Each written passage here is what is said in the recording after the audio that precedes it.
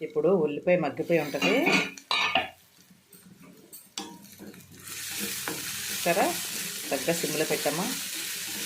ఈ ఎండుమిర్చి ఎక్కువ వేసాం కదండి, ఆ కారం అనేది చాలా ఉంటుంది.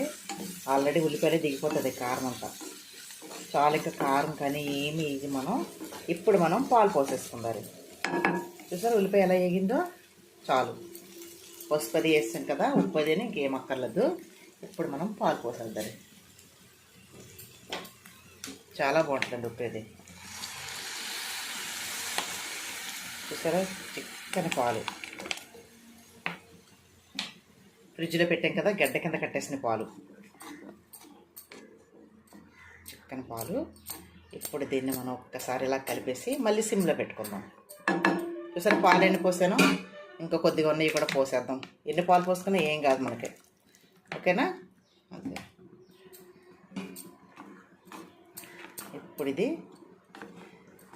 కోడిగుడ్డు ఉక్కురిలాగా వచ్చేస్తుంది అనమాట. ఇది బెళ్ళ కింద ఉక్కిరేస్తే మనకి ఎలా వచ్చేస్తుంది, పొడి పొడిలాడుతుంది. ఇది కూడా సేమ్ అలాగే వస్తాయి. ఉప్పు కూడా నేను ఆల్రెడీ సరిపడా వేసాను, మీరు కావాలంటే చూసి వేసుకోవచ్చు. ఇప్పుడు మనం దీన్ని మూత పెట్టేద్దాం. మూత పెట్టేసి అలాగే సిమ్లో ఉంచుతారు, ఓకేనా. ఇంక మసాలా పొడి కానీ ఏమి వేయం ఇందులో. ఇంతే కర్రీ సింపుల్గా వండుకోవచ్చు బ్యాచిలర్స్.